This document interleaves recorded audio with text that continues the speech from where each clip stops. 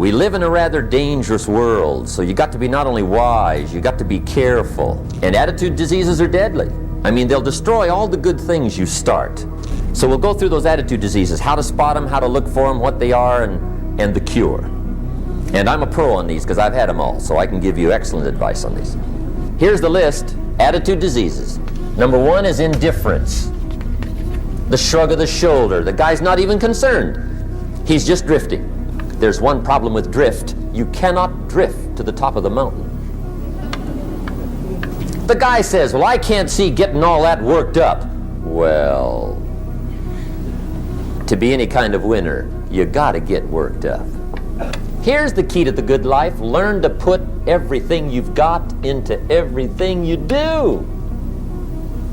Whatever you are doing, pour it on. It will quickly open up into opportunity or quickly disclose to you that you ought to be doing something else. The delusion is, if I had a better job, I'd really pour it on. See, that's delusion. Wherever you are, pour it on. See, that'll help change your life. Get rid of this disease. Here's the next attitude disease: indecision. Mental paralysis. The guy can't make up his mind and it becomes a disease. Pretty soon he knows he's got it. The guy says, well, I know I'm on the fence. But he says, what if I get off on the wrong side? Listen, after a while it doesn't matter. Just get off. Any side will do. Here's the best way to live: one way or the other. That's best. Pick a direction and go with everything you got. Just pick one and go. Somebody says, yeah, but what if it's the wrong direction? You'll find out quicker. A life full of adventure is a life full of many decisions. The ones that turn out to be wrong give you better experience to make better decisions. So don't see how many decisions you can get out of, see how many you can get into. That's where the adventure is. So shake off this disease, indecision. The next one is doubt. Doubt's like a plague. And one of the worst is self-doubt. There are many, but that's one of the worst. The guy doubts himself. Doubts if it'll last that long for him. Doubts if he can do that well. Doubts if he can make that much. Doubts if he can accomplish all that. A chronic, excellent self-doubter. You can imagine what damage that does to your future. So here's the key: turn this coin over and become a believer. And there's many things to believe in. One of the majors is yourself. The understanding of self-worth is the beginning of progress. Now, if those three don't get you, this one will. Worry. That's a devastating disease. Worry causes health problems, social problems, personal problems, family problems. It's devastating. Worry long enough, it'll drop you to your knees. Could reduce you to begging. I know how bad this one is. I used to have it bad. I used to be known as a super worrier. Not a super warrior. No, super worrier. My family wished I'd have been a warrior. I got those years to make up for. But I tell you what, my advice to you is do what I finally did on worry. Give it up. Who needs it? I'm not saying it's easy. I'm saying it's worth it. It took me almost 1 year to kick the worry habit, and it was not an easy year. It was one of the toughest years I ever spent, but I finally got that monkey off my back. And I discovered you could live the most incredible life free of worry. Not free of challenge, not free of difficulty, free of worry. I learned how to do it, and you can. Here's the next attitude disease: over-caution. Some people never will have much. They're too cautious. Now, you can also be too reckless, but you can also be too cautious. This is called the timid approach to life. And my caution was always the risk. Risk used to drive me right up the wall. I used to say, what if this happens? It's called the language of the poor. What if this happens? And on top of that, if this was to happen, look at the fix I'd be in. I better not try. I could always ace myself out. Then I'll tell you what changed my whole life when I finally discovered it's all risky. The minute you were born, it got risky. If you think trying is risky, wait till they hand you the bill for not trying. If you think investing is risky, wait till you get the tab for not investing. See, it's all risky. Getting married is risky. Having children is risky. Going into business is risky. Investing your money is risky. It's all risky. I'll tell you how risky life is. You're not going to get out alive. That's risky. The Englishman says, well, if that's the way it's going to work out, let's give it a go. Right, that's what it's for. Give it a go. Somebody says, yeah, but I'm looking for safety and security. Fine, then huddle in a corner. We'll cover you with a sheet, bring you 3 meals a day. And we'll protect you, feed you, look after you, care for you. We won't let anything happen to you. And you'll probably live to be 100. The guy said, well, yeah, I'd live to be 100. But what a way to live. Right. What a way to live, safe and secure. Don't ask for security.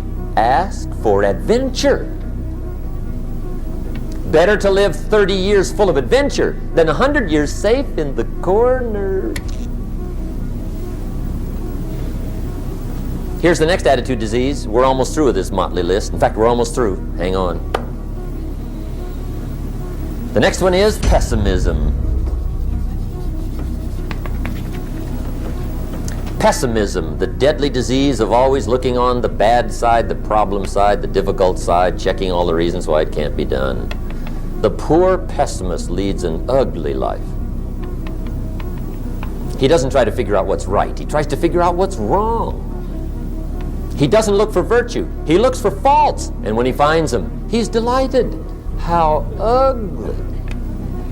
This is the poor guy who looks through the window, doesn't see the sunset. He sees the specks on the window.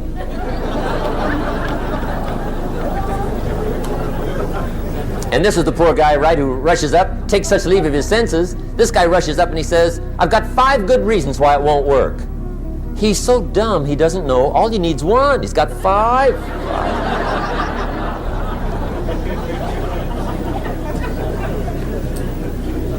To the pessimist, the glass is always half empty.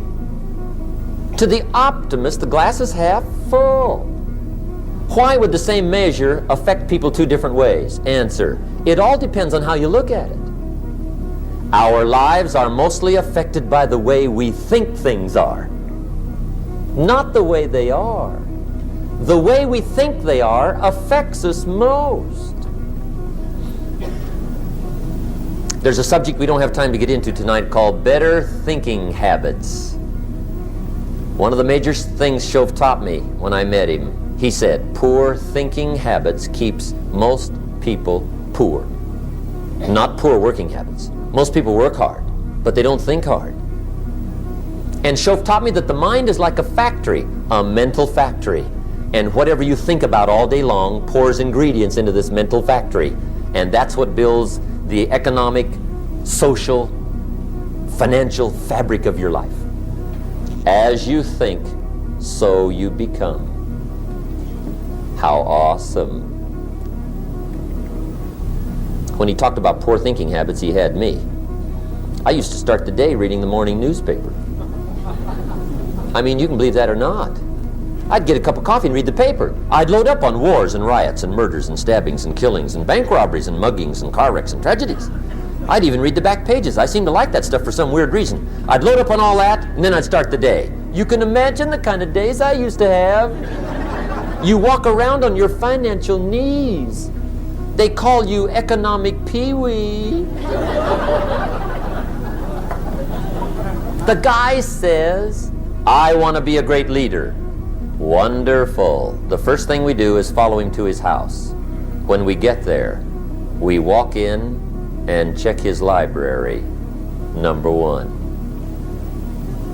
Somebody says, well, why check his library?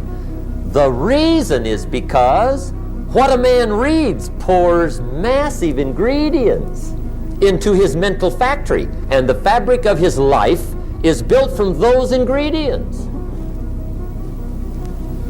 You would not believe what some people have got in their house to read.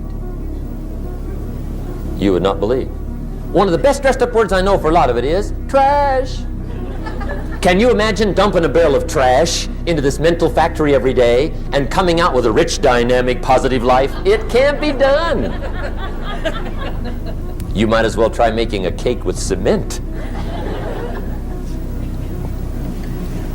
The kids back in Danbury, Connecticut, high school, they're asking me questions one day. I'm talking to the kids. Kids got good questions these days. One of them said to me, Mr. Rohn, how do you build the good life? I said, it's simple. It's not easy, but it's simple. Here's how you build anything. Select the right ingredients, keep out the wrong ingredients, and it starts with thought. Everything starts with thought. So you must be wise and careful what you think about, because that starts everything.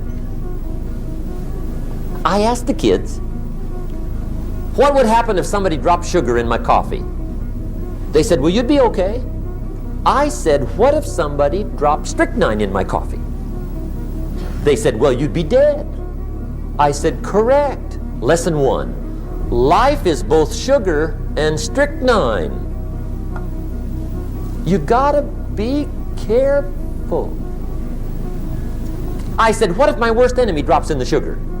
They said, will you be okay? I said, what if my best friend, even by accident, drops in the strychnine? They said, well, you'd be dead. I said, correct. Lesson 2, watch your coffee.